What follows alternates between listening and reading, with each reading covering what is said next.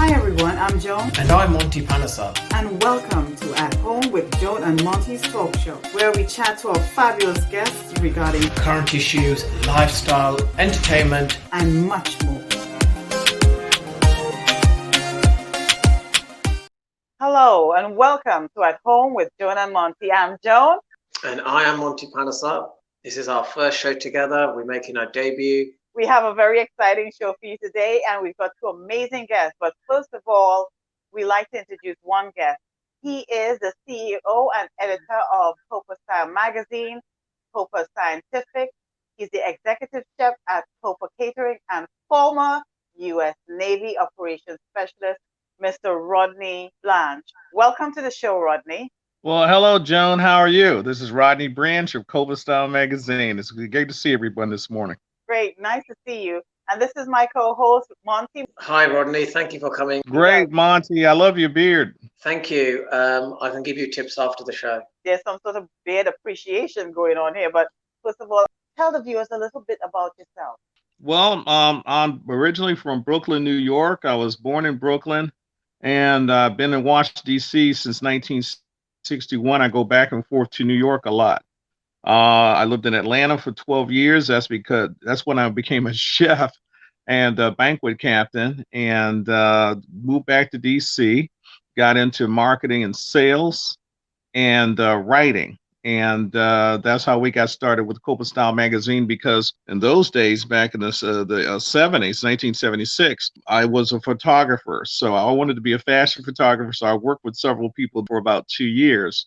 And I wanted to see the world, but I didn't have that much money. So I decided to join the U.S. Navy and get a job and get on a ship that could take me around the world. So I got onto a Spinx class destroyer. So then I got back to States. It was the 80s. And like I said, marketing, sales, got into that. We have COPA Style Magazine because of the fashion, the style, and the food. We combined everything together. And then we developed into the COPA Scientific. That's because I did go to college right after the Navy, and I was an engineering major. So I'm very fascinated with science, engineering. So you can look at COPA Scientific International on Facebook. That is up now today. We had a successful launch of the Dragon space shuttle that's going to be going up to the International Space Station. They should be there sometime tomorrow. So that was the most exciting thing happening here in the States besides that. But COPA Style Magazine, to get back to that. COPA, what does it mean? COPA is an acronym, a collaborative organization of professionals in action. So that's COPA. So that brings in the artists, the graphic people, the photographers, the models, the entertainers, and everything. It's fashion, style, elegance. It's a lifestyle publication. You can get it at copastyle.com, the digital version. After a career in the U.S. Navy, what made you decide to forge a career as a CEO and editor of the COPA Style Magazine? Here's the thing. They say in life, Monty, that when you're working, you want to do something that you like. So I like fashion, I like food, I like models, and the excitement of it all when there's a lot of work and you have long hours and the great people to speak with. So that's the main thing. Communication, people, just good fun. What challenges did you face setting up the COPA brand? It's like pulling teeth, but you're having fun doing it at the same time without the pain. So the challenges are like a lot of patience, understanding people, always finding a way to make it work, and being very pleasant in the process and making the mission go forward. It's all a mission, and it's all in collaborating and working with people amiably.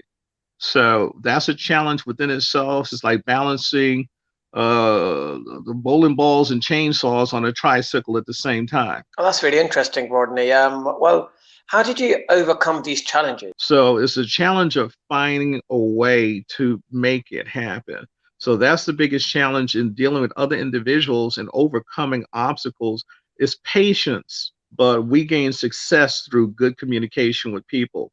You can hold up different flags or you can do whatever you do, but you have to find a way that the other party can understand and comprehend what you are projecting. If you can make that happen, when people can comprehend exactly what you're saying or what your intentions are, and a point of where they can understand that. Now you have something going. Thank you so much. I'd like to introduce our second guest for the show. He is the CEO of SSE Media Group, a philanthropist, a mastery coach, international Peace Prize nominee, and the author and filmmaker of The Monkey Puzzle Tree. Let's welcome Stephen Gillen to our show at this time. Hi, Stephen. You've been listening in backstage, and thank you so much for your patience.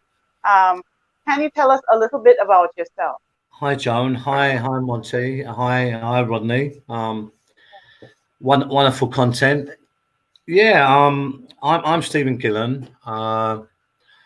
There's been a lot about me in the media, TV, tabloids, all of this kind of stuff. I grew up in Ireland in the Civil War there, in the sense I was born in this country, but I was taken there as a young baby. I stayed there till I was 9, and then I come back to this country. I had to fend for myself in many ways. I got involved in crime. I progressed to serious crime very, very early on. I ended up in high security prisons for a long time, nearly 15 years plus. You know, I fell foul of the law. I was involved in organized crime, but I transformed my life. And you know, I come out. I went on to do business degrees, to be an award-winning public speaker, to go back into prisons, both men and women's prisons, and actively fight unhealthy patternings, ways of behaviour, a lot of stuff that could be better, you know, could serve people in the world better, you know, was what I was interested in, to make things better. And I went into business. I become a filmmaker, documentary maker. I went on to, I had different companies along the way. You know, I learned by doing, by giving everything, by really having discipline, really seeing my goals, and diligently, persistently, tenaciously working towards them, you know, expediting them, of course. Gathering the most wonderful people around me is really the thing of it.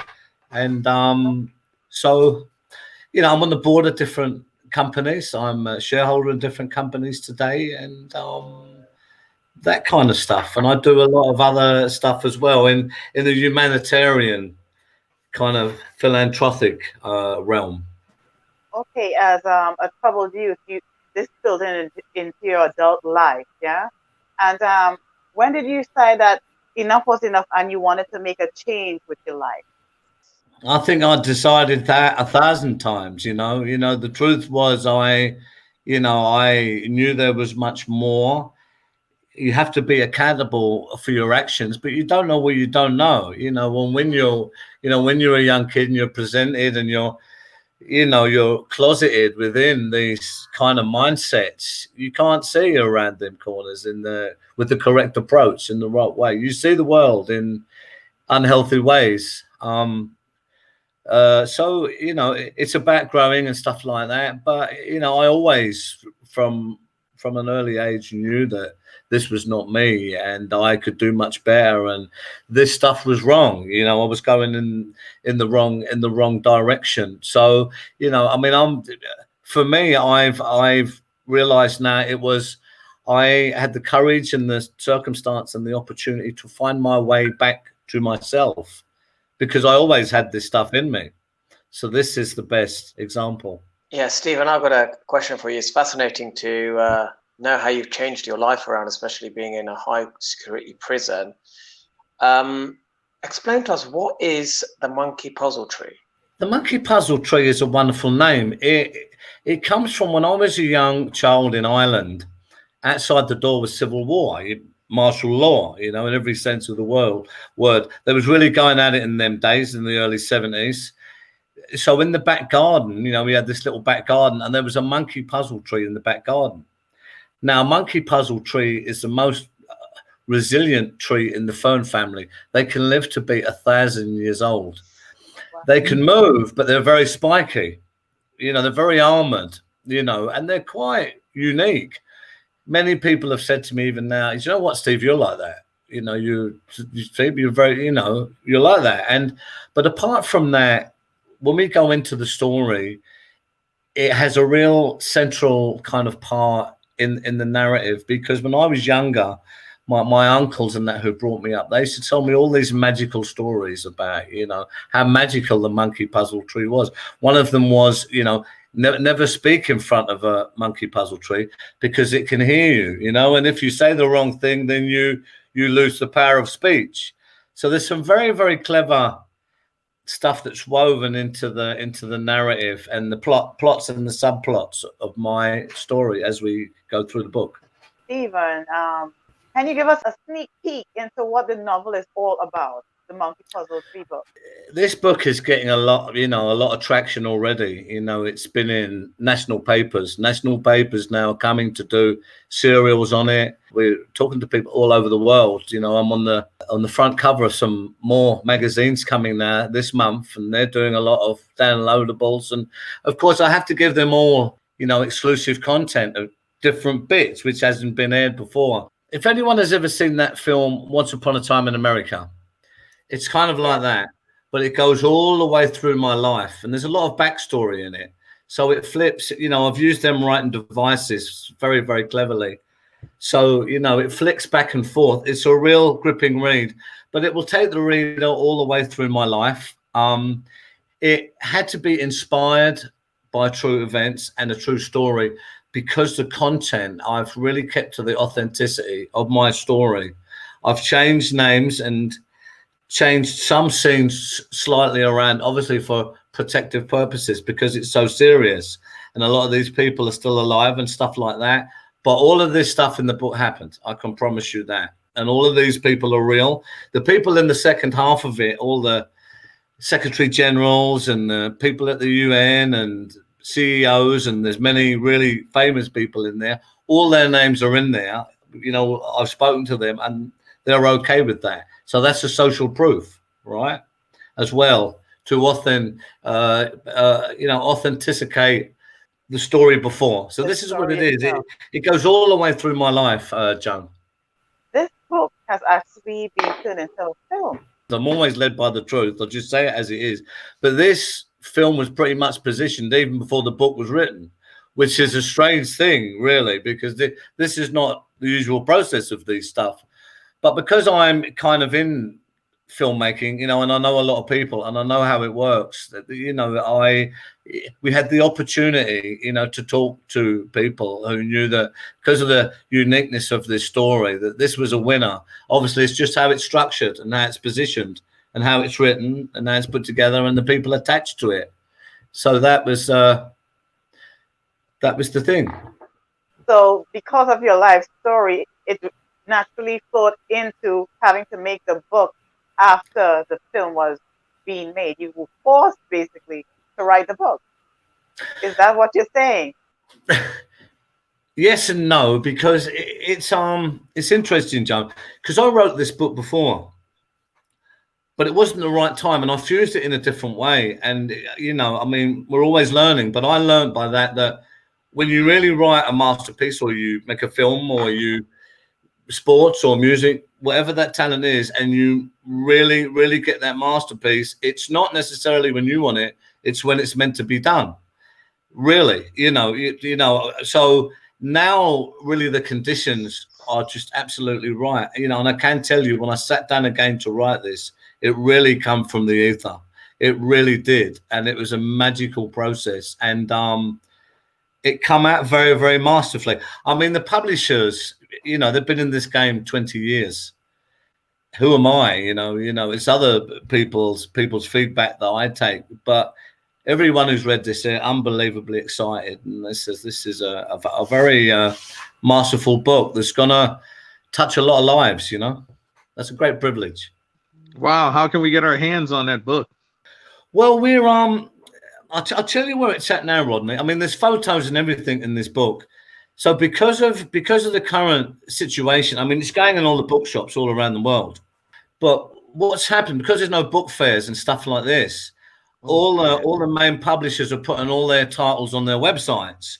So you can go onto my website now, and people have been pre-ordering. We already have lists, but it's the digital copy will be ready in about a week. There's a full team of publishers on it now, and they're just about finished. So any day now, it's going to be there. And you know, it's funny because this book, I did in fact have it with a really, really influential literary agent in New York, Rodney, because we went to the New York Expo with it last year. There was unbelievable reviews for it. They all wanted it. All the main publishing houses wanted it. But when we went through the contractual process, as you do with some of this stuff, it just wasn't anyone's fault. It's just we couldn't get it cohesive in the right way. So I pulled it back. You know, I pulled it back. It was a timing issue, really, with all our other initiatives. It was timing, you know. So I pulled it. But, you know, here we are now. And, you know, we've seemed to have done the right thing because now we're positioned in the right ways to really add that value and get it out to the world, you know. Well, I'll tell you what, though, I'd love to see one of these networks like Netflix or something pick up on that and get it out when it comes to production phase. It sounds very fascinating. Rodney, I can say just before all this happened, you know, this unfortunate COVID-19 thing around the world, we was in really, really advanced talks with Warner Brothers. You know, we've talked to many, you know, I mean, I've been into Channel 5 commissioning editors. They wanted to, you know, that's still there, this work. I mean, the whole world stopped. You know, we all had to reinvent and change stuff. But just before this happened, you know, we was in advanced talks with a lot of people. That was with different kind of formats. But like I say, here we are now, you know, in a different kind of place, which I feel is better in many ways. So we're still really, really close to these people. Some of them, you know, they're wonderful people and they're friends of mine. They're all director level and above. So they can, you know, they're decision makers. So we shall see. We shall see what happens. We're still talking. By any chance, you've got a sort of like general ballpoint when the film is going to be coming out? So with the film, we have a very, very influential director, producer already attached to it. She judges a lot of the UK films over here. You know, she's got 62 films on her slate, for instance. You know, I've known her a while. She's a friend of mine. I've known her about 4 years. But when she's got a little bit further and she see the work I was doing, you know, and how the story was progressing and all that, you know, she reached out. She said, "Look, Stephen, you know, this is a wonderful story. Can I direct and produce it?" You know, she's very, very influential, especially in Hollywood, you know, in the States. So we are in pre-production. I'm the screenwriter. He's been working on the script for 5 months. Now, I spoke to him yesterday. You know, I mean, he has come and he has stayed with me twice, Rodney, for 5 days at a time. He was meant to stay for 3 days and end up staying for 5. You know, I mean, he's a wonderful friend of mine now. We've traveled an unbelievable journey. He's unbelievably diligent, and it's changed his life writing this script. I mean, he always tells me that. He says, "Steve, you've changed how I saw things." He says, you know, and but he says the script is going to be ready in 2 weeks to 3 weeks because there's only one story, Joan, and that's my story. And I was told, look, you know, be careful, Steve, because there's only one story, and if you try and do both, one can suffer. So we was very, very aware of that to make sure that everyone really had everything that they needed. But the script will be ready in 2 weeks to a month, let's say. So the idea is there's a process here. It's the book first, obviously, for everyone, but the film is really, really positioned. So within about a month of the book coming out, then people will start to hear a lot about the upcoming film. Yeah, Stephen, I had a question to ask you.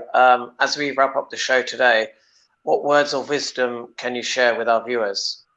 Do you know what? I've got a really good one, you know, and I feel really compelled to say it with everything I'm currently seeing, right?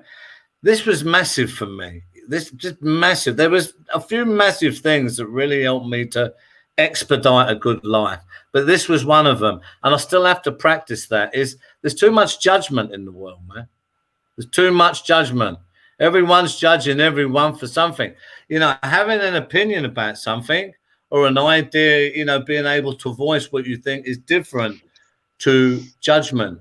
So, you know, we are a collective here. Where we come from, what color we are, how much we have, really, it really doesn't matter in the sense, yes, there are structures of life. Everyone wants to be successful, but the judgment thing, I really don't go for, you know, and I put a lot of internal engineering that if that comes in, that kind of judgment in a wrong way, the wall goes up straight away. I don't do that, because as soon as human beings do that, that's a brick wall. All the good doors are closed then. Really, really watch about how you want to jump in very quickly and judge people, places, and things, especially without any real clear knowledge of what's going on. Like, elaborate a bit more on judgment. Like, isn't it now normal human behavior to judge things, or do you think by judging people you're actually putting obstacles in for yourself?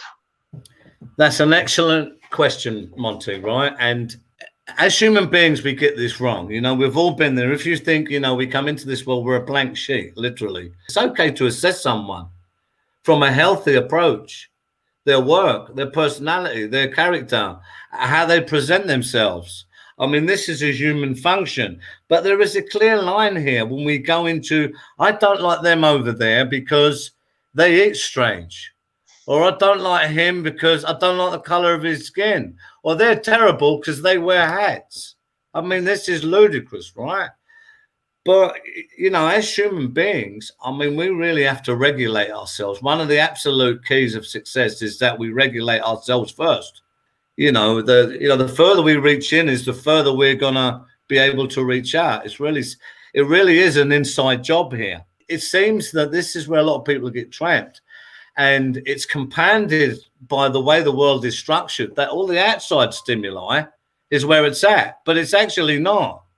It's inside first. Then you need to get a wisdom to be able to unravel the lies, really, in many instances. If we allow ourselves to be maneuvered into these traps, I call them, and they are abundant, they really are. One of the worst things is we start to look at things wrong and ask the wrong questions. So when we do that, we get the wrong answers, and straight away we're in a bad place. I'd like to direct a question to Rodney before closing. What are your future plans for COPA brand? There's only one way to go with our future plans, and that's to expand our coverage of our subjects throughout the world, and try to really stay in step with the world at a broad pace. And that's basically it. You're going to see more stuff from us with around the world, like starting where you folks are from. Interesting place, interesting people. It's like a microcosm of the whole world there in England, and in so many different ways and so many different people. Everyone has a story. We want to cover that from a lifestyle approach. And can you give us any words of wisdom in closing? First of all, the words of wisdom. I'm totally delighted. You guys made my entire month through this whole pandemic, and just listening to your guests so far. I can't wait to hear the rest of them. But words of wisdom with everyone is everything begins and ends with good communication. If we all can achieve that, I think everything, all aspects of our life will be more positive. I'd like to say thank you very much for being with us on the At Home with Joan and Monty show today. Thank you, Stephen and Rodney, for sharing your story and your journey. I think it's going to hit a lot of people who are listening in. And I'd just like to finish off with, I don't know who my grandfather was. I'm much more concerned to know what my grandson will be. Words of wisdom, very deep there. Thank you so much. And bye, everyone, and join us next time at Home with Joan and Monty. Thank you. Bye-bye, everybody. Thank you. Bye. See you around.